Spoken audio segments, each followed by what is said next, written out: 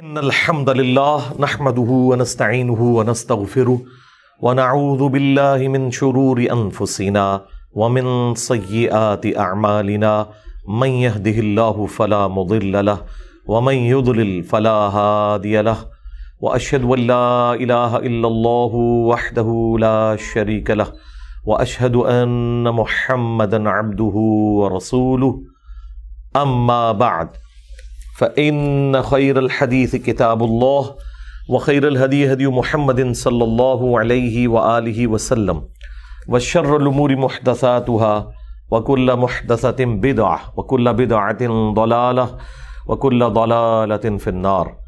أعوذ بالله السميع العليم من الشيطان الرجيم من همزه ونفخه ونفثه. بسم الله الرحمن الرحيم.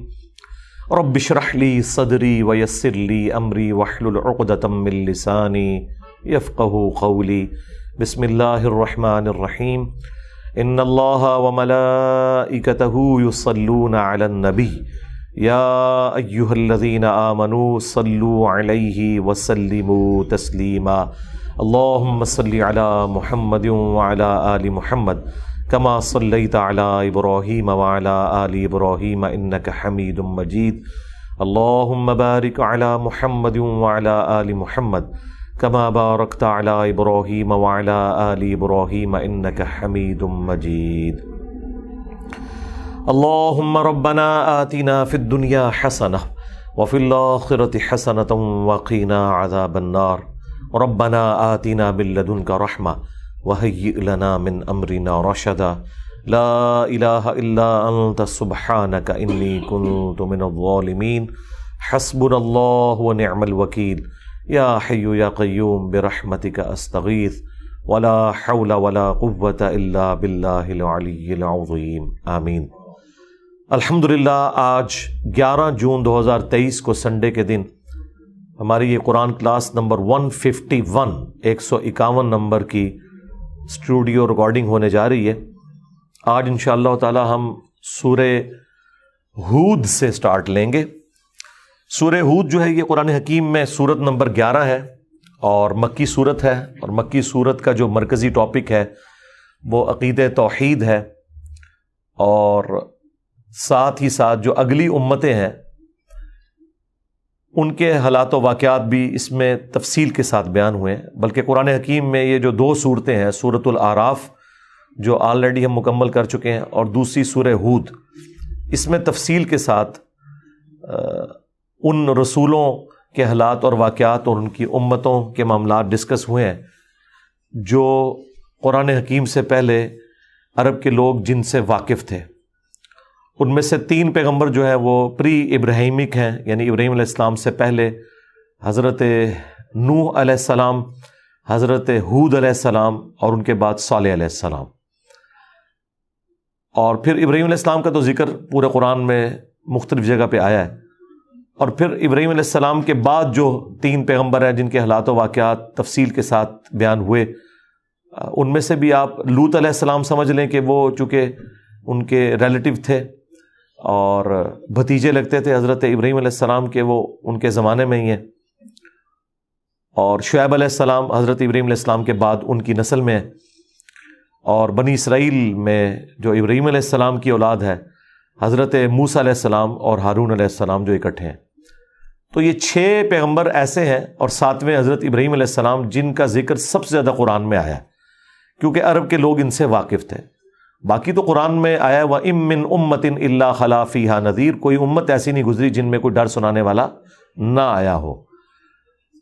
پوری دنیا میں اللہ تعالیٰ نے جہاں کہیں بھی انسانی آبادی رکھی ہوئی تھی ان علاقوں میں ان کے اپنے خاندانوں میں رسول پیدا ہوتے تھے، لیکن قرآن نے ایمفسائز کیے صرف ان پیغمبروں کو جن سے عرب کے لوگ واقف تھے. اس کی وجہ یہ ہے کہ چونکہ عرب کو اللہ تعالیٰ نے اسپیسیفکلی اس دعوت کے لیے چنا کہ انہوں نے پوری دنیا تک بات پہنچانی تھی، لہٰذا جن پیغمبروں سے وہ واقف تھے انہی کا ذکر کیا گیا کیونکہ امت کا امام اللہ تعالیٰ نے انہی کو بنانا تھا. کیونکہ نبی صلی اللہ علیہ وآلہ وسلم کی بعثت خاصہ اہل عرب کے لیے اور بعثت عامہ تو پوری انسانیت کے لیے. وما ارسلناک الا کافۃ للناس بشیرا ونذیرا. ہم نے آپ کو نہیں بھیجا مگر ڈر سنانے والا پوری انسانیت کے لیے اور خوشخبری سنانے والا۔ نبی علیہ السلام کی نبوت تمام جہان والوں کے لیے، لیکن آپ کی بعثت خاصہ اہل عرب کی طرف ہے۔ اور دیکھیں اہل عرب کے ذریعے ہی پھر دعوت پوری دنیا میں پھیلی ہے نا، یعنی اہل عرب نے ہی، قریش نے ہی، اور ان کے ساتھ دوسرے عرب کے جو قبائل تھے، انہوں نے نبی صلی اللہ علیہ وآلہ وسلم کی دنیا سے رخصتی کے بعد خلفۂ راشدین کے دور میں وہ تمام جنگیں اور باقی سارے معاملات وہی لوگ آگے لے کے چلیں، اور ان کی محنتوں کی برکت سے ہی آج دین کا پیغام ہم تک پہنچا ہے۔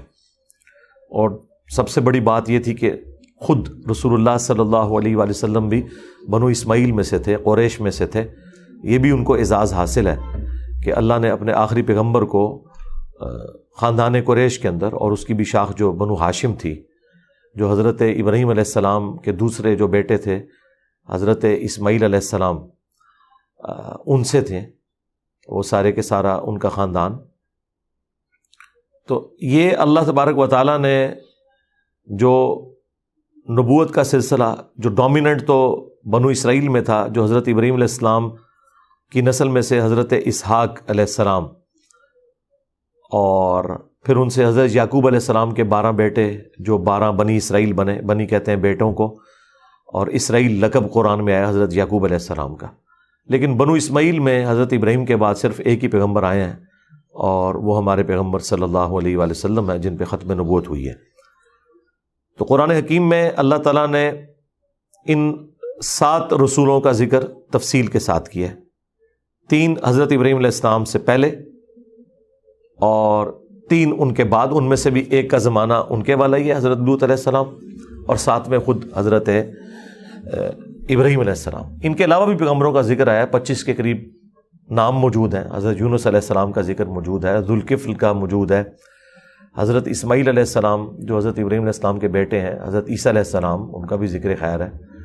لیکن جو تفصیلی حالات و واقعات ہیں وہ انہی رسولوں کے ہیں، اور ان میں بھی جو سب سے زیادہ تفصیل کے ساتھ ذکر آیا ہے وہ سورہ ہود اور سورۃ الاعراف میں ہے۔ تو سورہ ہود جو ہے نا، یہ بڑی انٹرسٹنگ سورت ہے اس حوالے سے۔ پہلے 2 رکوع تو اس کے ایک تمہیدی ہیں، جو دعوت توحید کے اعتبار سے اور پیغمبروں کے آنے کا مقصد بیان ہوا ہے، اور اس کے بعد پھر حضرت نوح علیہ السلام کا تفصیلی ذکر تیسرے رکوع سے شروع ہوگا، اور وہ 2 رکوعوں پہ پھیلا ہوا ہے۔ حضرت نوح علیہ السلام کے حالات و واقعات سب سے زیادہ جس سورت میں تفصیل کے ساتھ بیان ہوئے ہیں وہ حضرت ہود علیہ السلام کے نام کے اوپر جو سورت ہے، سورہ ہود۔ یہ ہے تو قوم عاد میں بھیجے گئے تھے ہود علیہ السلام، لیکن حضرت نوح علیہ السلام کی اولاد میں سے تھے، تو سورت تو ہود علیہ السلام کے نام کے اوپر ہے، لیکن اس میں تفصیلی ذکر باقی پیغمبروں کا بھی ہے، اور نوح علیہ السلام کا بھی بڑا تفصیل کے ساتھ ذکر ہے۔ اللہ کا نام لے کے شروع کرتے ہیں۔ اعوذ باللہ من الشیطان الرجیم، بسم اللہ الرحمن الرحیم۔ ایک اور چیز میں یہاں پہ کلیئر کر دوں، سورہ ہود کے اینڈ پہ جا کے بھی وہ آیات آ جائیں گی کہ ہم نے اگلے انبیاء کا ذکر آپ سے اس لیے کیا کہ تاکہ اس کے ذریعے آپ کے دل کو ہم مضبوط کریں۔ ظاہر ہے جب حضرت نوح علیہ السلام کو 950 سال تکلیفیں اٹھانی پڑیں، تو جب ان کی تکلیفوں کا ذکر آئے گا تو رسول اللہ صلی اللہ علیہ وآلہ وسلم کے جو 13 سال ہیں مکے میں تکلیفوں کے، وہ انہیں جھیلنا آسان ہو جائیں گے کہ میں نے تو 13 سال کاٹے ہیں اور نوح علیہ السلام نے تو 950 سال۔ تو اس کے ذریعے نبی علیہ السلام کا دل بھی مضبوط کیا گیا۔ پلس آپ کو یہ بھی بتایا گیا کہ انبیاء کرام کو یہ تکلیفیں اٹھانی پڑیں گی۔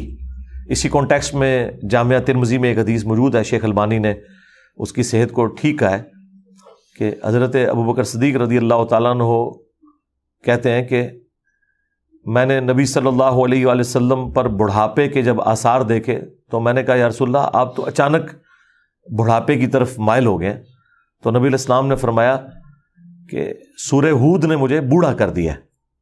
اور بھی کچھ صورتوں کا ذکر کیا، لیکن ٹاپ آف لسٹ سورہ ہود کا، کہ اس کے اندر بیسیکلی انبیاء اکرام کو جو تکلیفیں کاٹنی پڑیں، ان کی امتوں کو جو تکلیفیں کاٹنی پڑیں، اور اللہ تعالیٰ آزمائش کے بغیر چھوڑتا نہیں ہے، تو یہ چیزیں ظاہر ہے ایک انسان کے لیے ڈھارس تو بندھاتی ہیں، لیکن ساتھ ہی ساتھ اس حوالے سے بھی مستقبل کی خبر ہوتی ہے کہ آپ کو ان تکلیفوں سے گزرنا پڑے گا۔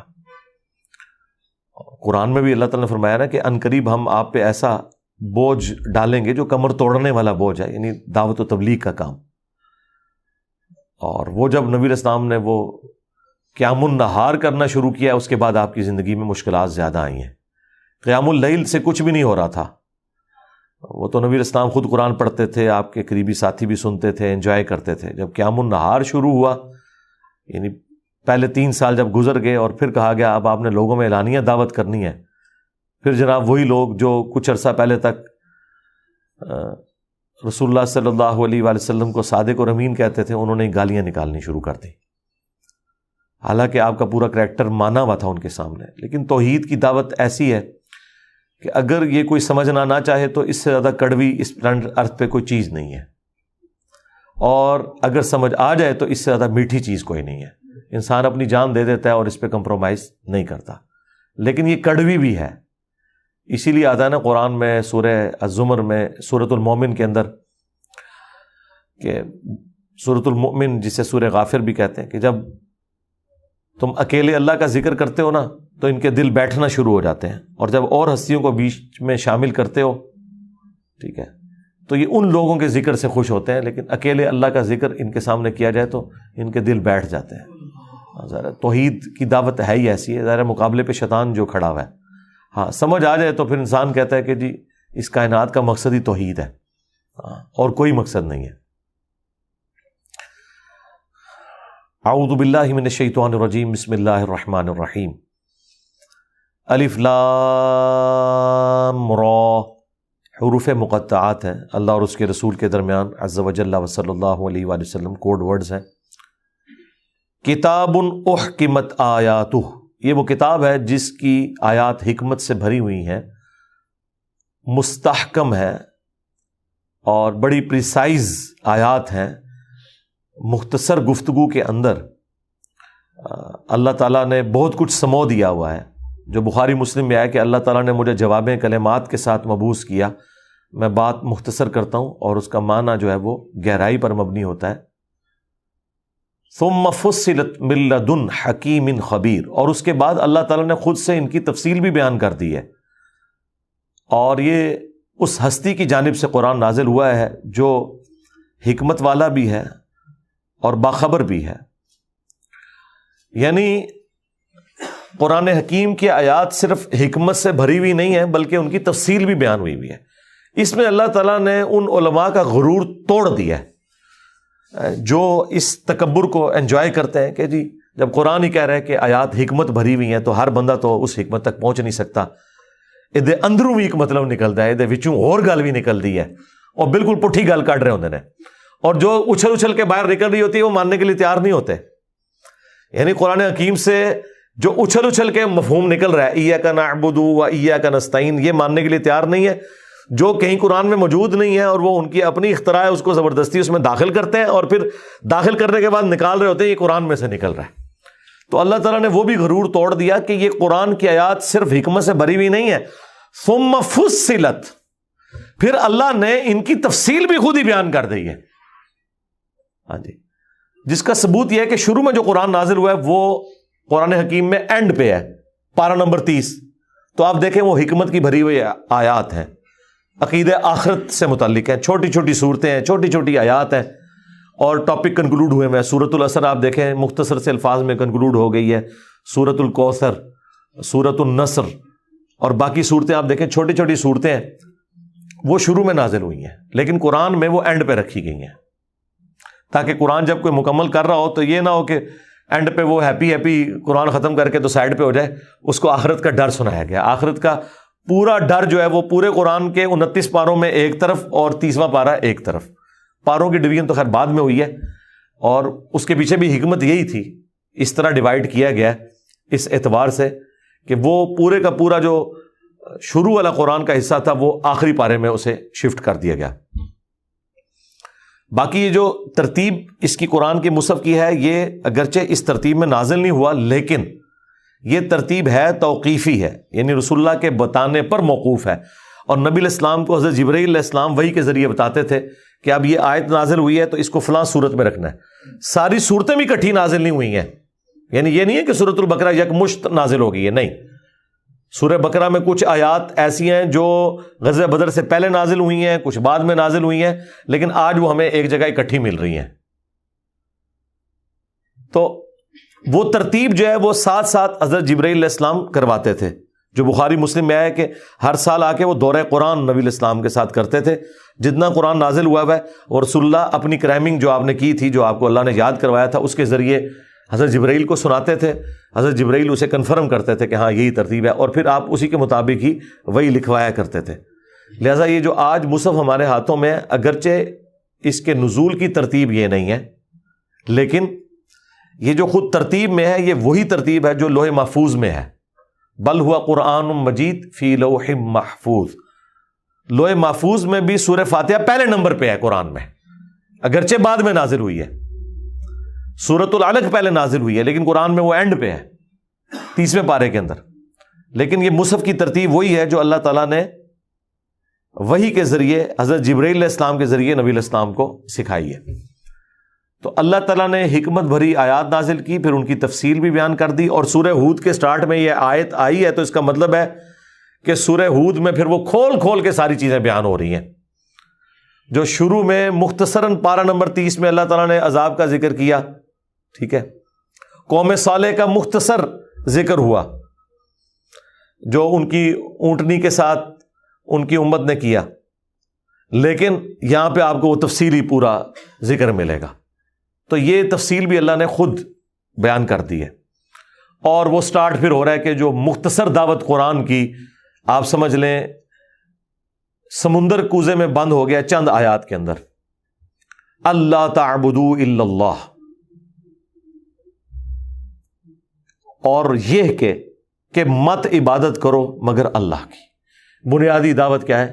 توحید، وہی وَقَضَىٰ رَبُّكَ أَلَّا تَعْبُدُوا إِلَّا إِيَّهُ، اور تمہارے رب نے یہ بات طے کر دی تھی کہ مت پوجنا کسی کو سوائے اس کے۔ یہاں پہ بھی توحید پہ پہلی بات ہو رہی ہے، اور تمام انبیاء کی بعثت کا مقصد بھی یہی ہے۔ سورہ النحل میں اللہ تعالیٰ نے فرمایا نا، وَلَقَدْ بَعَثْنَا فِي كُلِّ أُمَّةٍ رَسُولًا أَنِ اعْبُدُوا اللَّهَ وَاجْتَنِبُوا الطَّاغُوتَ، ہر امت میں کوئی نہ کوئی رسول ہم نے بھیجا ہے، بنیادی دعوت یہی تھی کہ عبادت کرنی ہے اللہ کی، اور طاغوت کی نفی کرنی ہے، یعنی اللہ کے مقابلے پہ لوگ جو کھڑے ہوئے ہیں، شیاطین ہیں انسانوں میں یا جنوں میں، ان کی آپ نے مخالفت کرنی ہے، اور عبادت اللہ کی کرنی ہے۔ اچھا، قرآن کا کانسیپٹ ہے عبادت اللہ کی کرنی ہے، اللہ کو ماننا نہیں صرف کافی، اللہ کی ماننا بھی ہے۔ عبادت کا مطلب ہے ٹوٹل اوبیڈینس، حقوق اللہ، حقوق العباد، وہ عبادت ہے۔ اللہ تعبدوا الا اللہ اننی لکم منہ نذیر و بشیر، بے شک میں تمہارے پاس اس کی طرف سے ڈر سنانے والا اور خوشخبری سنانے والا ہوں۔ ڈر آخرت کا، اور خوشخبری ان لوگوں کے لیے جو وقت کے پیغمبر کی دعوت کو قبول کر لیتے ہیں کہ ان کے لیے جنت ہے۔ وَأَنِ اسْتَغْفِرُوا رَبَّكُمْ، اور یہ کہ تم مغفرت طلب کرو اپنے رب سے، ثُمَّ تُوبُوا إِلَيْهِ، اور پھر رجوع بھی اسی کی طرف لایا کرو۔ یمتعکم متاعا حسنا، وہی اللہ ہے کہ جو تمہیں زندگی میں برتنے کے لیے متاع دیتا ہے، الی اجل مسمی، کچھ مقررہ بیعت تک کے لیے، وَيُؤْتِ كُلَّ ذِي فَضْلٍ فَضْلَهُ، اور پھر وہ عطا کرے گا ہر شخص کو اس کی نیکی کا بدلہ قیامت کے دن۔ دنیا میں بھی وہ متاع عطا کرتا ہے، اور آخرت میں تو الٹیمیٹلی متاع اس نے عطا کرنا ہی کرنا ہے۔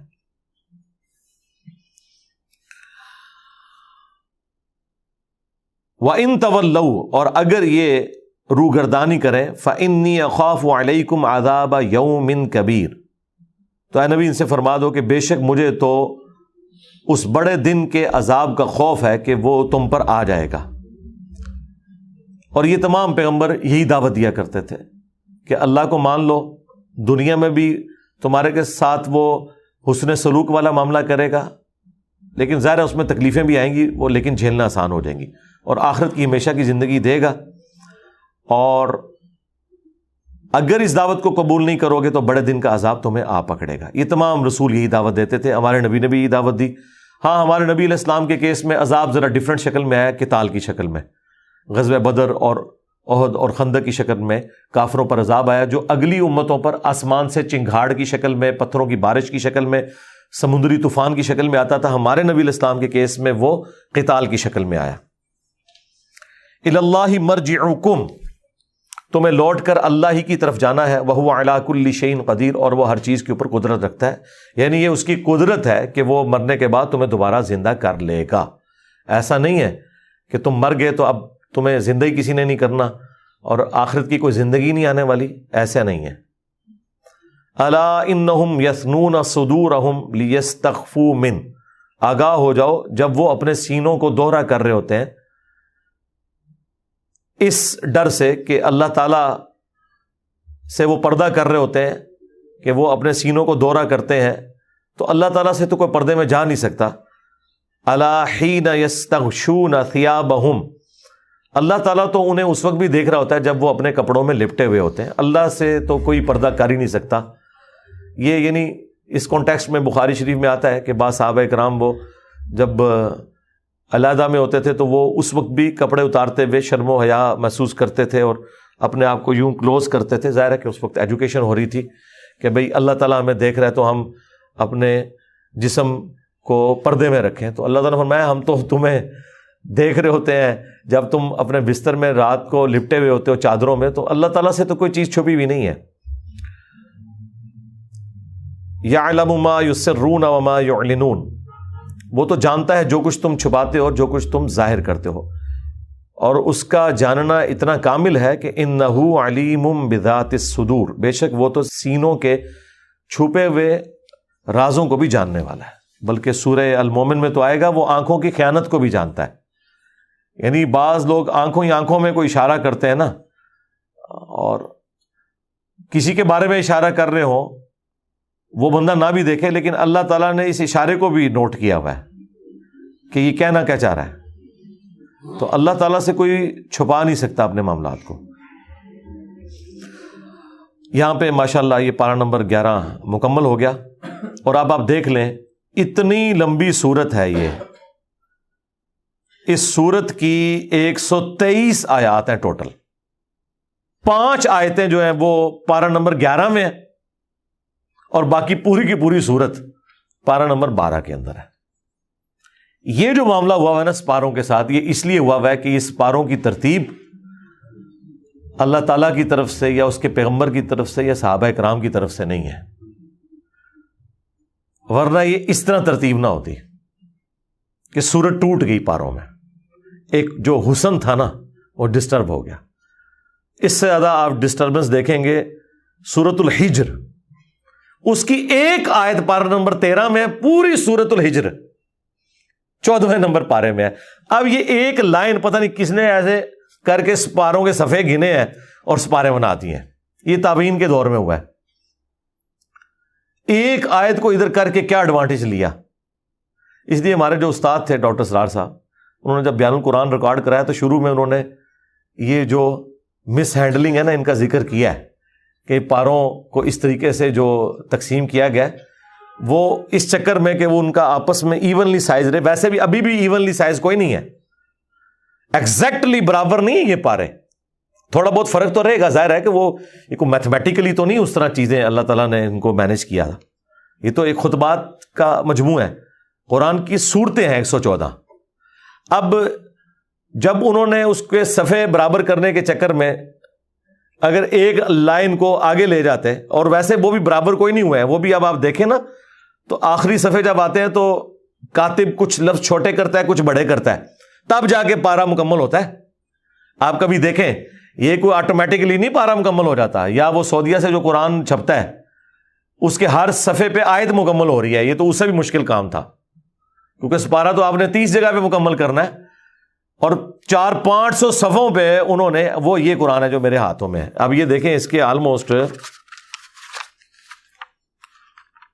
600 سے اوپر صفحے ہیں، اور ایسی مہارت سے اس بندے نے لکھا ہے کہ ہر صفحے پہ آیت مکمل ہوتی ہے، تو وہ آٹومیٹکلی نہیں ہو رہی، وہ کیا کرتا ہے کچھ الفاظ لمبے کر دیتا ہے، کھینچ کے آگے کر دیے، وہ گھسیٹ گھساٹ کے اس کو لے آتا ہے صفحے کے اوپر، وہ آپ کو فیل نہیں ہوگا، لیکن اب آپ غور سے دیکھیں گے تو آپ کو نظر آئے گا کہ بعض جگہ جا کے اس نے الفاظ چھوٹے کر دیے بڑے، کیونکہ میں نے آپ کی توجہ دلائی ہے، ورنہ تو آپ کہیں گے یار بڑا کس طرح انہیں ایک جیسی رائٹنگ لکھی، ایک جیسی نہیں ہے، چھوٹے بڑے ہیں الفاظ، وہ ان 30 پاروں میں بھی آپ کو نظر آئیں گے. تو اس طرح کرنے سے وہ پاروں کی ڈویژن جو ہے نا وہ اس اعتبار سے. ہاں منزلیں جو ہے نا وہ صحابہ کرام کے دور میں تھی، 7 منزلیں تھیں، تو دیکھ لیں ان میں کوئی سورت ٹوٹی بھی نہیں ہے، بالکل صورتیں ایونلی ڈسٹریبیوٹ ہیں. یہ قرآن کے تعارف کے شروع میں میں نے چیز بتائی تھی. تو اب یہ سورہ ہود اتنی بہترین سورت قرآن کی، آپ سمجھ لیں جو اگلے انبیاء کی دعوت کا سمجھ لیں ایک قسم کا خلاصہ اس حوالے سے. اس کی صرف 5 آیتیں پارہ نمبر 11 میں اور باقی 118 آیتیں پارہ نمبر 12 کے اندر ہیں. یہ بھی آگے شفٹ کر دیتے کوئی فرق نہیں پڑنا تھا، لیکن وہ چونکہ اب لکھنے والوں نے اس طریقے سے اس کو ڈیوائڈ کرنے کی کوشش کی اور وہ ہم نے دیکھ لیا. تو یہ جو شیعہ کے بارے میں مشہور کیا ہوا ہے وہ 40 پارے مانتے ہیں. بھائی ہم تو 30 پاروں کی ڈویژن کو بھی قرآن و سنت میں نہیں مان رہے، یہ تو بعد کے لوگوں کی ہے. اس لیے آپ دیکھیں سعودیہ سے جو قرآن کئی ایک چھپتے ہیں ان میں پارے بیچ میں کسی صفحے میں آ کے شروع ہو رہا ہوتا ہے. اس طرح رکوع کی ڈویژن یہ بھی بعد میں ہے، اور پارے کو 4 حصوں میں تقسیم کرنا ہے یہ بھی بعد کی ڈویژن ہے. اور اس سے بڑھ کر جو سب سے حیران کن بات ہے، آیات کے نمبر، یہ تو بہت بعد کی ڈویژن ہے. آیات کے نمبر تو ان لوگوں نے میں نہیں لگایا جنہوں نے پاروں کی ڈویژن کی ہوئی تھی. اس لیے آپ کو پرانے جتنے قرآن ملیں گے نا ان میں آیات کے نمبر نہیں لکھے ہوئے. اینڈ پہ وہ یہ تے ہوا کرتی تھی فل سٹاپ کے طور پہ، پھر تے کے 2 نقطے اڑنا شروع ہو گئے، پھر دائرہ بنانا شروع کر دیا. سٹارٹ تے سے ہوا تھا، پھر دائرے اب آپ کو نظر آتے ہیں. لیکن ان ساری چیزوں کا فائدہ ضرور ہوا ہے یہ جو آیات کی نمبرنگ کرنے کا. آج آپ کو آیت ڈھونڈنا آسان ہے. البتہ آیات کی جو مارکنگ ہے نا وہ نبی الاسلام کے مبارک دور میں تھی. ہاں یہ پتا تھا کہ یہاں پہ آیت مکمل ہو رہی ہے. یہ خود حضور بتایا کرتے تھے صلی اللہ علیہ وآلہ وسلم کہ جی یہ آیت ادھر ختم ہو رہی ہے، یہ آیت ادھر ختم ہو رہی ہے. اس لیے تو وہ ابو داؤد میں ترمذی میں حدیث ہے نا، قرآن میں 30 آیات کی ایسی سورت ہے جو اپنے پڑھنے والے کو بخشوا لے گی اللہ تعالیٰ سے. سورۃ الملک، یعنی نبی الاسلام نے جب کہا 30 آیات بولا تو اس کا مطلب ہے سورہ ملک کی 30 آیات نبی الاسلام کے زمانے میں تھیں. نمبر نہیں لگے ہوئے تھے، نمبر بعد میں لگے. یعنی اگر آج کوئی صحابی آ جائے اور ہم ان سے پوچھیں کہ جی ان اللہ و ملائکتہ یصلون علی النبی اللہم صلی علی محمد وعلی آل محمد، یہ آیت کس پارے میں ہے؟ وہ کہیں گے مجھے تو نہیں پتا، ان کے زمانے میں تو پارے آئے نہیں تھے. ان سے پوچھیں کس سورت میں ہے؟ وہ کہیں گے ہاں سورت میں بتا سکتا ہوں، سورۃ الاحزاب میں ہے. آیت نمبر کون سی ہے؟ وہ کہیں گے نمبر میں گھن کے ہی دساں گا، ایک پاسوں شروع کرنا. ہم ڈائریکٹ کہیں گے 56 نمبر سورت آیت ہے جی، سورت نمبر 33 ہے.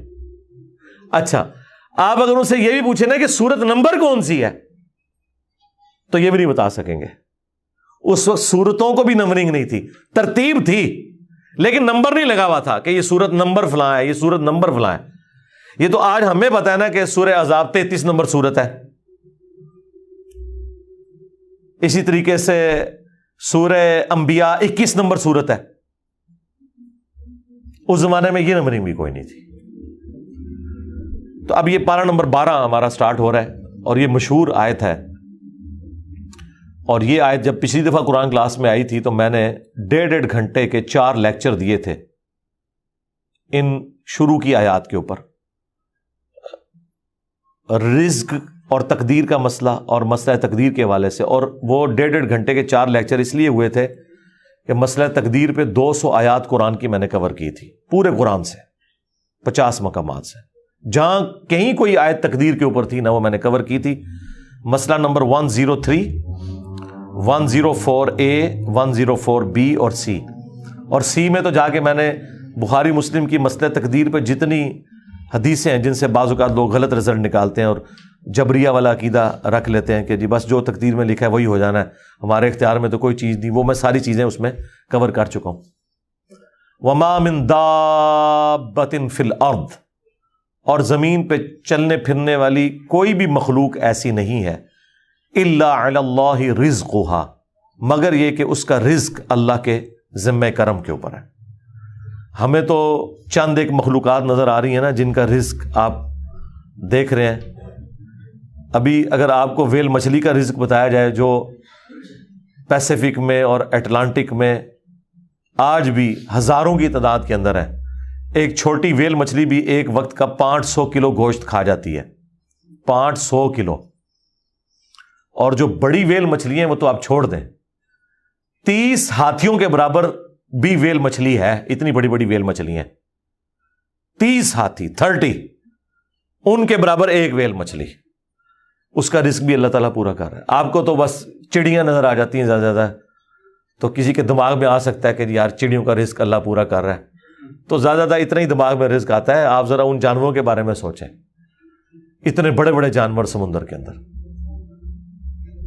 خشکی میں تو اتنے بڑے جانور ہی نہیں ہیں جتنے پانیوں کے اندر موجود ہیں، اور ان تمام کے رزق کی ذمہ داری اللہ تعالیٰ نے لی ہوئی ہے. لیکن یہ رزق کی ذمہ داری ہے انسان کے ساتھ جڑی ہوئی ہے. یہ نہ سمجھیں کہ ویل مچھلی کے منہ میں آ کے اللہ تعالیٰ کوئی چیز ڈال دیتا ہے، نہیں، کوشش کرنی پڑتی ہے. انسان کو بھی کوشش کرنی پڑتی ہے. اللہ نے دنیا کو اسباب کے ساتھ جوڑا ہوا ہے. ہاں، کوشش کرو گے رزق ملے گا. پوٹینشلی رزق اللہ تعالیٰ نے قیامت تک کے لیے اس پلانٹ ارتھ پہ رکھ دی ہے. دیکھیں، آج سے آلموسٹ 200 سال پہلے تک تو کسی کو پتہ ہی نہیں تھا کہ زمین میں انرجی کا اتنا بڑا خزانہ موجود ہے تیل کی شکل میں. 1853 میں وہ پہلا کنواں پنسلوینیا میں امریکن سٹیٹ کے اندر دریافت ہوا تھا، کرنل ایڈون نے کیا تھا. اتنی ماشاءاللہ مٹھی داڑھی تھی، ہے کرسچن تھے ویسے وہ. اور عرب ملکوں میں وہ تو 20ویں صدی کے اندر تیل نکلا ہے. 1960 کے قریب جا کے یہ تیل نکلا ہے عرب ملکوں میں. اب میرا سوال یہ ہے کہ 1300 سال تک سارے بزرگان دین آج عمرے کے لیے جاتے رہے، جو نیچے نگاہ مارتے تھے تو 7 زمینیں کراس اور اوپر عرش پہ نگاہ پہنچتی تھی. کسی بزرگ کو تیل نہیں نظر آیا عرب کی سرزمین میں. ایسے بزرگوں سے جان چھڑا سکتے تھے، اتنے تے گئے نہیں ہون گے، تے مکے مدینے تے گئے سن نا، وہ تو لنگے نے نا، کسی کو تیل نظر آیا. دنیا کو اللہ نے بقدر ایفرٹ رکھا ہے. اور یہ بھی اب مزید کوئی 50-60 سال کا تیل رہ گیا. پھر آنے والی دنیا ذکر کرے گی کہ انسانیت نے 250-300 سال ایسے دیکھے ہیں کہ اللہ نے ان کو ایک ایسا خزانہ دیا تھا کہ جس کو یوز کر کے ٹرینیں چلتی تھیں، ہوائی جہاز اڑتے تھے، اور وہ زمین سے تیل نکلا تھا. بعد کے لوگوں کے لیے تو ابھی پرابلم ہے ظاہر ہے، اسی لیے تو اب بیٹریوں کی طرف، سولر کی طرف شفٹ ہو رہے ہیں. لیکن بہرحال سولر ہو یا بیٹریاں ہوں، وہ تیل کا تو مقابلہ نہیں کر سکتی. آپ کو 1 لیٹر پیٹرول جو انرجی دیتا ہے، وہ انرجی بنانے کے لیے تو آپ کو کتنا بڑا ایریا چاہیے سولر پینلز کا، تب وہ انرجی ملے گی. تو اس کے لیے تو پھر آپ جہاز جو سولر والے انہوں نے بنائے بھی ہیں نا، وہ اتنے بڑے بڑے جہاز ہیں اور مسافر اس میں تھوڑے سے ہی بیٹھتے ہیں. یہ جو بوئنگ 747 یا ایئر بس 380 جو 500 مسافروں کو لے کے جا رہی ہے، اس کی انرجی اگر آپ کو سولر پینل سے کرنی پڑ جائے تو اس جیسے 50 جہاز بنائیں تو تب جا کے اس میں اتنے بندے بیٹھیں گے. یہ تو ایک بہت بڑی تکلیف دہ چیز ہے. تو اللہ تعالیٰ نے بہرحال سولر کی شکل میں ایک اور خزانہ دیا ہے، اس کے اوپر محنت ہو رہی ہے، بیٹریز کے اوپر محنت ہو رہی ہے. تو اللہ نے پوٹینشلی رزق انسانیت کا، اور رزق میں صرف کھانا پینا نہیں ہے، تمام ضرورت کی چیزیں. اس وقت تو ہمارا رزق، وہ مجھے اشفاق احمد صاحب کی بات یاد آئی، وہ کہہ رہے تھے 1960 میں وہ کہہ رہے تھے کہ میری تنخواہ کا 10% کیا 5% بھی ان چیزوں پہ نہیں لگتا تھا جن چیزوں پہ اب آ کے میری تنخواہ کا 80% لگ رہا ہے. کیونکہ اس وقت انسان کی بنیادی ضرورتیں نہیں ہوتی تھیں. بلکہ آپ لوگوں نے اپنی زندگی میں دیکھ لیا ہے کہ پچھلے 10-12 سال کے اندر آپ کی زندگی میں 2 چیزیں، ایک سمارٹ فون اور دوسرا انٹرنیٹ، یہ ایسا داخل ہوا ہے کہ آپ گرمی میں پنکھا بند کر کے بیٹھ جاتے ہیں، انٹرنیٹ نہ بند ہو جائے کہیں، اگر UPS بند ہو گیا، کیونکہ وہ تو آپ کی سانس چلا رہا ہے نا. پہلے یہ سانس بند ہوتی تھی پنکھا بند ہونے سے، اب پنکھا بند ہونے سے نہیں ہوتی. آپ نیٹ کا کنیکشن دیں، 2 گھنٹے بیٹھ کے لوگ نیٹ کے اوپر اور واٹس ایپ پہ ایک دوسرے کے ساتھ میسجنگ کرتے رہیں گے، پسینے چھوٹ رہے ہیں، ان کو کوئی پرواہ نہیں. پنکھا بند ہے کوئی پرواہ، نیٹ بند کر دے، پنکھا چلتا رہے، وہ کہیں گے زندگی سے موت بہتر ہے. یہ ہو گیا ہوا ہے. تو یہ تو آپ کی زندگی میں ابھی یہ انٹر ہوئی ہے نا چیز. الیکٹریسٹی ایک بنیادی ضرورت بن چکی ہوئی ہے. یہ سارا رزق ہے اللہ کی، نعمتیں ہیں اللہ تعالیٰ کی. اور اللہ تعالیٰ یہ ساری نعمتیں وقت کے ساتھ ساتھ ایکسپلور کروا رہا ہے، پوٹینشلی زمین کے اندر موجود تھیں. تو اللہ تعالیٰ فرماتا ہے تمام چلنے پھرنے والوں کے رزق کی ذمہ داری ہمارے اوپر ہے. وَيَعْلَمُ مُسْتَقَرَّهَا وَمُسْتَوْدَعَهَا، اور اللہ تعالیٰ کو ہر جاندار کے ٹھہرنے کی جگہ بھی معلوم ہے اور الٹیمیٹری جہاں اس نے سپرد ہونا ہے وہ جگہ بھی معلوم ہے۔ اللہ اکبر۔ ٹھہرنے کی جگہ تو آپ کو سمجھ آ رہی ہوگی کہ اللہ تعالیٰ کو یہ پتہ ہے کہ کس انسان نے کہاں پہ رکنا ہے، کس شیر نے کس غار میں رہنا ہے، کس مگر مچھ نے کس میٹھے پانی میں گزارا کرنا ہے، کون سی ویل مچھلی کس سمندر میں ہے اور کہاں کہاں اس نے اپنا وقت گزارنا ہے۔ صرف یہ اللہ کے علم میں نہیں، وَمُسْتَوْدَعَهَا، اس نے مر کے جہاں پہ جانا ہے وہ جگہ بھی اللہ کو معلوم ہے۔ کس کی قبر جو ہے وہ مٹی کا ڈھیر بننی ہے، کس کی قبر سمندر میں بننی ہے، کس کی قبر شیر کے پیٹ میں بننی ہے، کس نے ایئر کریش میں ہواؤں میں بکھرنا ہے۔ ہر بندے کا جو الٹیمیٹ انجام ہے وہ بھی اللہ تعالیٰ کو ہر مخلوق کا پتہ ہے۔ سورۃ النام میں تو آیا ہے کہ کوئی پتا نہیں گرتا نہ خشکیوں میں نہ سمندروں کے اندر، اور نہ کوئی دانہ پھوٹتا ہے کسی زمین کی گہرائی میں مگر وہ اللہ کے علم سے، اور اللہ نے پہلے ہی لوح محفوظ میں لکھ لیا ہوا ہے کہ یہ ایسے ہوگا۔ یہ اس سے بھی اگلا ورژن ہے کہ نہ صرف وہ کام ہونے کے بعد اللہ کو پتا چلتا ہے، ہونے سے پہلے بھی اللہ نے اپنے علم میں رکھا ہوا ہے، اور علم میں نہیں لکھ کے رکھا ہوا ہے کہ یہ ایسا ہوگا۔ اور یہاں پہ بھی وہ ذکر آ گیا کہ رزق بھی اللہ کے ذمہ ہے، اور وہ جانتا ہے ہر بندے کی، ہر مخلوق کے ٹھہرنے کی جگہ اور الٹیمیٹلی سپرد ہونے کی جگہ۔ کل فی کتاب مبین، اور ہر چیز ایک روشن کتاب میں لکھی ہوئی ہے۔ وہ اللہ تعالیٰ کی بہت بڑی ہارڈ ڈسک ہے جس میں ساری مخلوقات کی تقدیریں اللہ تعالیٰ نے لکھ دی ہیں، اور وہ کوئی اللہ تعالیٰ نے یعنی خود سے کوئی محنت نہیں۔ وہ جامع ترمذی میں حدیث ہے، اللہ نے قلم کو پیدا کیا اور پھر اس سے کہا کہ لکھ جو کچھ ہو چکا اور جو کچھ ہونے والا ہے۔ بس قلم چل پڑی اور سب کچھ اس نے لکھ دیا۔ ہر چیز اللہ کے اشاروں پہ ہو رہی ہے۔ وَهُوَ الَّذِي خَلَقَ السَّمَاوَاتِ وَالْأَرْضَ فِي سِتَّةِ أَيَّامٍ، وہی اللہ ہے جس نے آسمانوں کو اور زمین کو 6 دنوں میں پیدا کیا۔ اللہ تعالیٰ چاہے تو آنے واحد میں بھی پیدا کر سکتا ہے۔ اکثر اس آیت کے اوپر لوگ سوال بھی پوچھ رہے ہوتے ہیں، اور یہ آیت قرآن میں 5-6 جگہ پہ مختلف انداز میں آئی ہے۔ سورۃ الاعراف میں بھی میں تفصیلی گفتگو کر چکا کہ اللہ تعالیٰ نے زمین و آسمان کو 6 دن میں پیدا کیا۔ وہ کہتے ہیں 6 دن کیوں لگ گئے؟ پہلی تو یہ بات کلیئر کر لیں کہ یہ 6 دن سے مراد یہ 24 گھنٹے کے 6 دن نہیں ہے، یہ ایک دن اربوں سال کا بھی ہو سکتا ہے۔ اس کی تفصیلات ہمیں نہیں بتائی گئی ہیں کیونکہ اس وقت تو یہ 24 گھنٹے کا سلسلہ نہیں تھا، لانگ پیریڈ آف ٹائم بھی ہو سکتے ہیں یہ 6۔ یہ اللہ کے علم ہے کہ وہ کتنے لمبے تھے، لیکن یہ اس بات کا ثبوت نہیں ہے کہ اللہ تعالیٰ آنے واحد میں ایسا نہیں کر سکتا۔ نہیں، یہ اللہ تعالیٰ کی قدرت کی ایگزیکیوشن ہے کہ فیصلہ تو سیکنڈز کے بھی کروڑویں حصے میں ہوا، کن فیکون۔ اس کی جو ایگزیکیوشن ہے نا فیصلے کی، وہ اللہ تعالیٰ نے ہر مخلوق کے لیے ڈیفرنٹ رکھ دی ہے۔ انسان ماں کے پیٹ میں 9 مہینے گزارتا ہے، لیکن فیصلہ ہو چکا ہے کہ انسان نے پیدا ہونا ہے، اس کی ایگزیکیوشن 9 مہینے میں ہوئی۔ ہاتھی کا بچہ 22 مہینے رہتا ہے پھر وہ کمپلیٹ ہوتا ہے، اور مرغی کا چوزا صرف 22 دن میں کمپلیٹ ہو کے انڈے سے باہر آ جاتا ہے، اور خرگوش 1 مہینے کے اندر بچہ مکمل ہو کے باہر آ جاتا ہے، اور بیکٹیریاز اور وائرسز یوں ڈیوائڈ ہوتے ہیں۔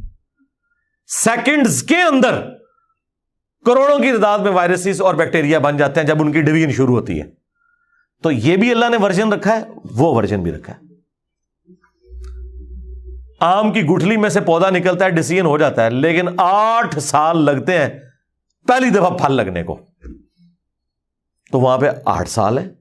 تو یہ اللہ تعالیٰ نے مختلف ورژن رکھے ہوئے ہیں، یہ اللہ کی قدرت کا اظہار ہے مختلف اشکال میں۔ سب سے بڑا آپ اظہار یہ دیکھیں، کیا اللہ تعالیٰ اپنے آپ کو منوانے کے لیے کسی پیغمبر کا محتاج ہے، کسی کتاب کا محتاج ہے؟ نہیں، لیکن اللہ تعالیٰ نے پیغمبروں کے ذریعے اپنی شناخت کروائی۔ تو یہ اللہ تعالیٰ کا فیصلہ تھا کہ میں اس طریقے سے معاملات کو لے کے چلوں گا، اور یہ جو میں بات کر رہا ہوں یہ قرآن میں موجود ہے۔ سورہ الشعراء کے سٹارٹ میں اللہ تعالیٰ نے فرمایا کہ اے نبی، اگر ہم چاہیں نا تو آج یہ آسمان سے ایک ایسی نشانی نازل کریں کہ سب لوگ پلانٹ ارتھ پہ جتنے ہیں نا سب کے سب اس کی طرف جھک جائیں اور ایمان لے آئیں. یہ تو قرآن میں درجنوں جگہ آیا ہے. ہم چاہتے تو سب کو ہدایت دے دیتے, یعنی اگر زبردستی کو معاملہ کرنا چاہتے اللہ کے لیے تو کوئی مشکل نہیں تھا.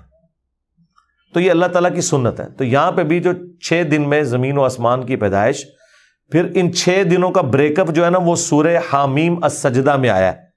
41 نمبر جو سورت ہے سورہ فصلت, کہ 2 دن میں یہ ہوا, پھر 2 دن میں یہ ہوا, اور پھر 2 دن میں یہ ہوا. وہ انشاءاللہ جب وہاں پہ آئے گا میں تفصیل کے ساتھ اس کا بریک اپ بھی آپ کو بتاؤں گا.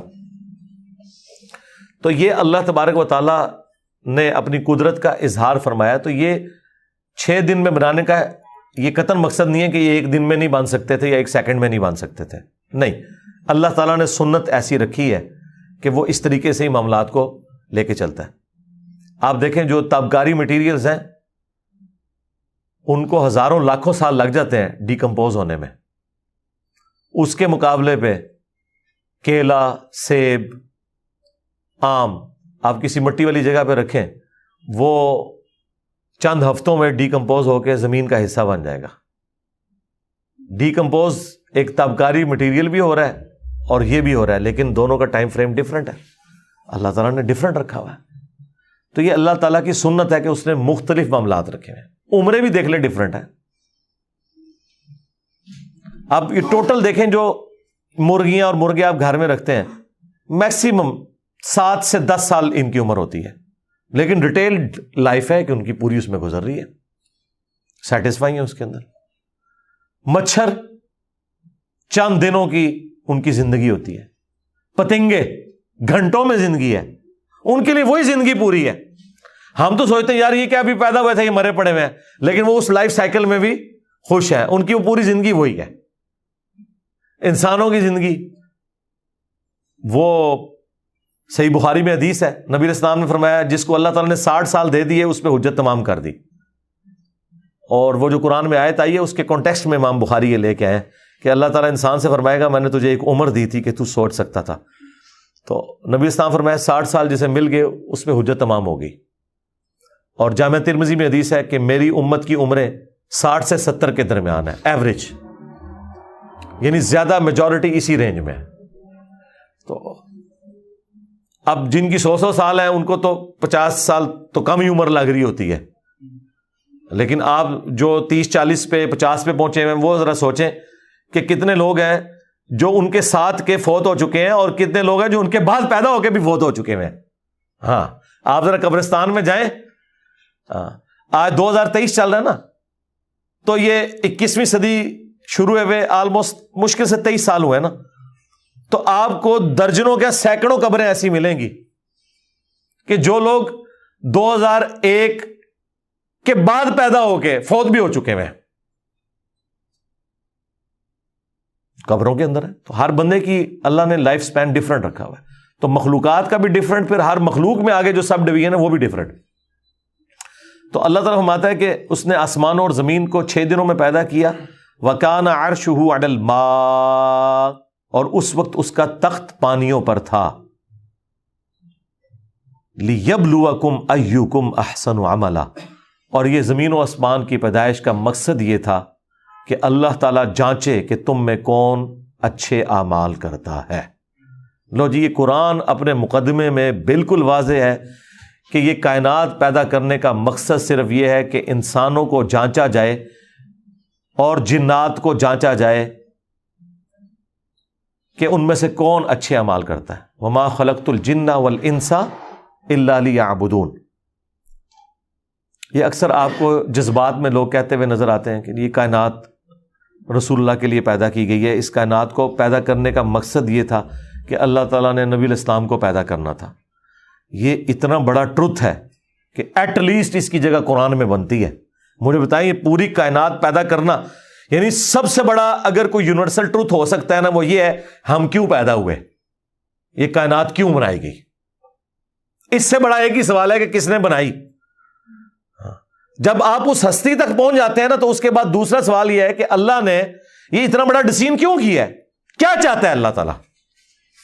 تو آپ کو بتاتے ہیں کہ یہ اس لیے کہ یہ ایک عاشق اور معشوق والا معاملہ وہ کر کے اور اللہ اور اس کے رسول کے ساتھ اسے جوڑ کے وہ کہتے ہیں کہ جی وہ اللہ تعالیٰ نے فرمایا کہ اے نبی میں تجھے نہ پیدا کرتا تو یہ کائنات پیدا نہ کرتا.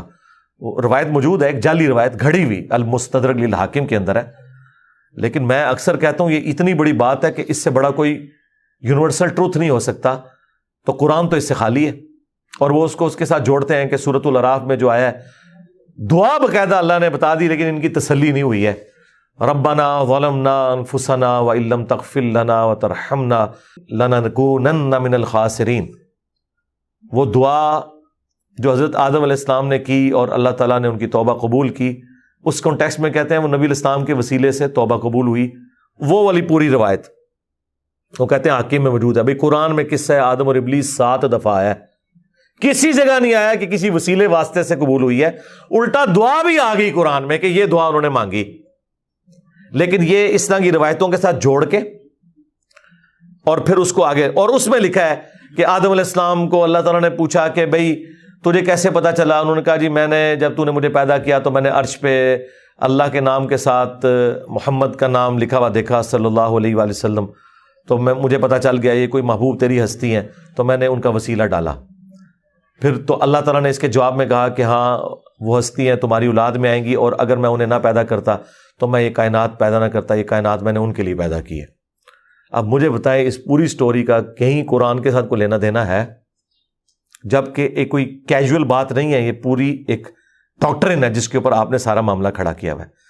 تو یہ سورہ ہود اگر کوئی پڑھے اور اس کی آیت نمبر 7 پڑھے کہ یہ اللہ تعالیٰ نے کیوں پیدا کیا ہے زمین و آسمان کو، وَهُوَ الَّذِي خَلَقَ السَّمَاوَاتِ وَالْأَرْضَ فِي 6 أَيَّامٍ وَكَانَ عَرْشُهُ عَلَى الْمَاءِ لِيَبْلُوَكُمْ أَيُّكُمْ أَحْسَنُ عَمَلًا.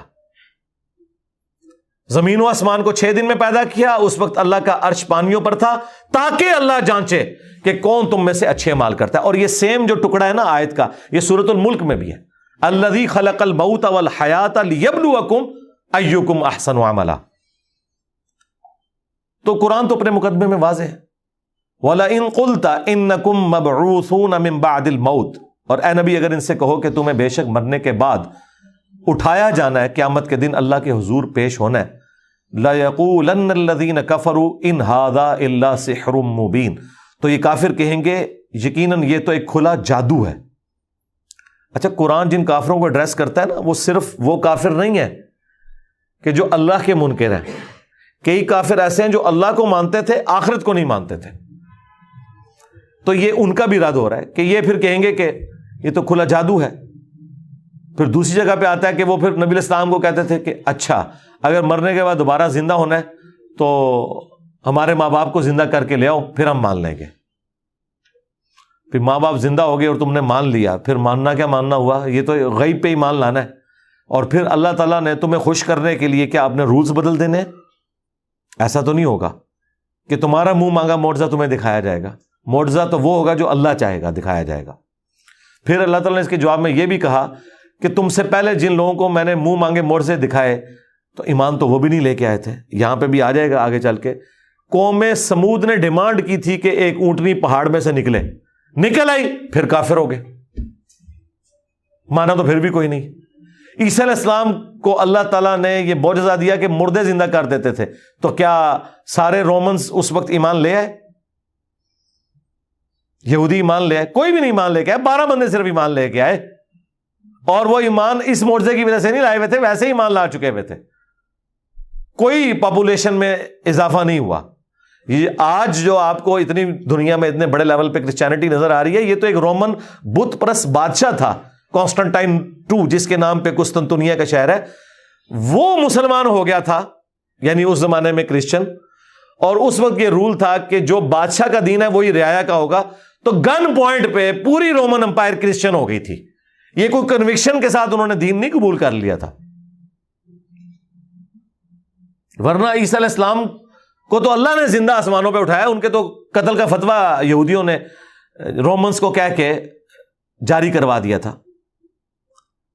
تو اللہ تعالیٰ فرما رہے کہ جب آپ ان کو یہ بتاتے ہیں نا کہ مرنے کے بعد دوبارہ زندہ کیے جاؤ گے، تو یہ کہتے ہیں کھلا جادو ہے. وَلَئِنْ أَخَّرْنَا عَنْهُمُ الْعَذَابَ إِلَىٰ أُمَّةٍ مَّعْدُودَةٍ، اور اگر ہم کچھ عرصے کے لیے ان سے عذاب دور بھی کر دیں، لَيَقُولُنَّ مَا يَحْبِسُهُ، تو کہیں گے کس چیز نے عذاب روک رکھا ہے۔ دیکھیں اندازہ کریں، عذاب ڈیلے ہوتا تھا پھر بھی میڑا مارنا، عذاب آ جائے پھر چیخیں مارنی۔ تو یہ اللہ کا فیصلہ ہے، اور یہ ڈیلے کرنا ایک دوسری جگہ پہ اللہ تعالیٰ نے فرمایا کہ یہ ان کے لیے رحمت ہے کہ ہم انہیں ڈھیل دے رہے ہیں۔ ورنہ مجھے بتائیں، نبی علیہ السلام کی دعوت دینے کے بعد 19 سال تک حضرت خالد ابن ولید نے اسلام نہیں قبول کیا۔ یار لوگوں کی تو عمر ہی 19 سال ہوتی ہے، 19 سال کوئی چھوٹا پیریڈ نہیں ہے، اس دوران مر جاتے سیدھے جہنم میں جاتے۔ اگر اللہ تعالیٰ منہ مانگا معجزہ دکھا دیتا تو سورۃ المائدہ میں ہے کہ جب ہم منہ مانگا معجزہ دکھائیں گے نا اور پھر کوئی نہیں مانے گا، پھر عذاب آئے گا۔ اسی وجہ سے اگلے انبیاء کی امتوں پر عذاب آئے ہیں۔ تو ہمارا منہ مانگا معجزہ نہ دکھانا یہ تمہارے لیے رحمت ہے، اور ڈھیل مل رہی ہے تمہیں۔ تو اللہ تعالیٰ ہمارا اگر ہم انہیں کچھ عرصے کے لیے ڈھیل دے رہے ہیں نا، تو یہ اس چیز کو بھی بجائے یہ کہ اس سے کوئی عبرت پکڑے، یہ کہتے ہیں کہ جی کس چیز نے عذاب روک لیا۔ ظاہر ہے اب 13 سال تک اللہ کے نبی علیہ السلام جب مسلسل یہ دھمکی لگا رہے ہیں کہ اگر ایمان نہیں لاؤ گے تو تمہیں بھی عذاب آپ پکڑے گا جس طرح اگلی امتوں پر آیا، تو کئی لوگ تو پھر پکے ہو گئے نا کہ یار اگر آنا ہوتا تو ابھی تک آ جاتا، وہ یاد ہے کچھ بھی نہیں، آ جاتا ہے نا لوگوں کے دماغ میں خیال۔ پھر 13 سال کی محنت اور صرف 125 بندے مسلمان، وہ اگلے 13 سال کامیابی کے وہ تو کسی نے نہیں دیکھے ہوئے تھے نا۔ نبی علیہ السلام نے جب ہجرت کی ہے مکے سے مدینے کی طرف تو کسی نے سوچا تو نہیں تھا کہ ایک دن آپ فاتح بن کے یہاں واپس آئیں گے، اور نہ صرف یہاں بلکہ دونوں بڑی سپر پاورز رومنز اور پرشینز وہ آپ کے غلاموں کے قدموں میں ڈھیر ہو جائیں گی۔ اس شخص کے غلاموں کے قدموں میں کہ جو خود رات کے وقت ہجرت کر کے اپنی جان بچا کے مکے سے مدینے آئے۔ ہاں، یہ سیم اینالوجی پھر حضرت یوسف علیہ السلام کے ساتھ بنی ہے۔ دیکھیں آپ نے حضرت یوسف علیہ السلام کو بھی ان کے بھائیوں نے جو کچھ کیا ان کے ساتھ، نبی علیہ السلام کے بھائیوں نے بھی ان کے ساتھ یہی کچھ کیا۔ بھائی تھے نا قریش کے لوگ، انہوں نے کنویں میں لٹکا دیا، انہوں نے انہیں نہ وہاں سکون سے رہنے دیا اور ہجرت میں مجبور کیا، اور پیچھے سے جنگیں بھی مسلط کر دی، اور وہاں پہ بھی الٹیمیٹلی یوسف علیہ السلام کو اللہ تعالیٰ نے حاکم بنایا تو وہی بھائی ان کے سامنے سجدے میں گرے ہوئے تھے۔ اس زمانے میں سجدہ تعظیمی تھا۔ اور یہاں پہ نبی علیہ السلام جب فتح مکہ کے موقع پر آئے ہیں تو سب سر تسلیم خم کیے ہوئے تھے، اور پھر اس سے بڑھ کر انہوں نے بھی اپنے بھائیوں کو کہا لا تثریب علیکم الیوم، آج کے دن میں تم پہ کوئی گرفت نہیں کروں گا، معاف کیا میں نے۔ اور یہ سیم آیت فتح مکہ کے دن نبی علیہ السلام نے بھی پڑھی، لا تثریب علیکم الیوم۔ میں حیران ہوتا ہوں اللہ کی رحمت کے اوپر۔ ظاہر ہے نبی علیہ السلام نے خود ڈیسیژن نہیں کیا، اللہ کی وحی کے ذریعے۔ یار اللہ کی رحمت کتنی بڑی ہے، اللہ نے یہ پرواہ نہیں کی کہ 13 سال میں نے ان کافروں کو دھمکیاں لگائی مکے کے کہ تم پہ بڑا عذاب آئے گا، اور جب عذاب دینے کا وقت آیا معافی کا اعلان کر دیا۔ کل کو یہ کوئی نہ کہے کہ جی وہ قرآن میں تو اتنی بڑی بڑی وعیدیں تھیں، یہ کچھ تو نہیں ہمارے ساتھ ہوا، سوائے ان کے جو سرکش تھے ان پہ عذاب آیا غزوہ بدر کی شکل میں، اور وہ بھی جو مکے سے نکل کے وہاں پہ پہنچے۔ مکے والوں کی تو چھٹی ہوگی نا، معافی ہوگی نا، اور یہی وجہ تھی کہ صحابہ کرام کو غصہ بھی تھا کہ پوری زندگی ان کے ساتھ ہم نے جنگیں لڑی ہیں، الٹیمیٹلی اینڈ ٹائم پہ جب بدلہ لینے کا وقت آیا یہ مسلمان ہو گئے ہیں۔ تو جو انصار مدینہ نے کہا تھا کہ ہماری تلواروں سے ابھی قریش کا خون ٹپک رہا ہے، بخاری مسلم میں آتا ہے، اور نبی علیہ السلام نے غزوہ حنین پہ انہی لوگوں کو یہ اونٹ بھی دینے شروع کر دیا۔ حضور نے فرمایا کہ کیا تم اس پہ راضی نہیں ہو کہ یہ دنیا کا مال لے جائیں اور تم اللہ کے نبی کو لے جاؤ صلی اللہ علیہ وآلہ وسلم۔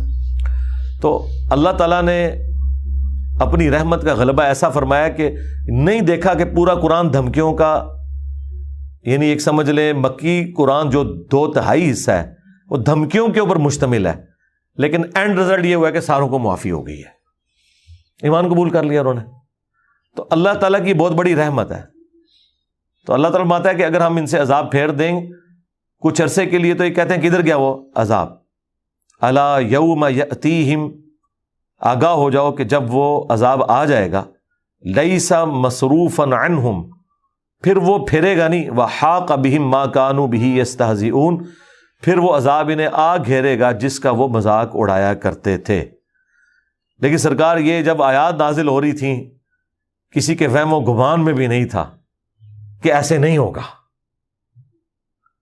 یعنی یہ پورے قرآن کا، مکی قرآن کا تو اسلوب یہ نظر آ رہا ہے کہ ایک دن آیا ہوگا کہ مشرکین عرب پہ پتھروں کی بارش ہوئی ہوگی، ایک دن آیا ہوگا کہ مشرکین عرب بھی ہوائی جھکڑ میں، ہوائی طوفان کے اندر برباد کر دیے گئے ہوں گے، ایک دن آیا ہوگا کہ کوئی غیبی آواز آئی ہوگی اور وہ سارے کافر جنہوں نے حضور کو تکلیفیں دی تھیں وہ سارے کے سارے تباہ و برباد ہو گئے ہوں گے، ایک دن آیا ہوگا کہ وہ سارے کے سارے سمندر میں غرق ہو گئے ہوں گے۔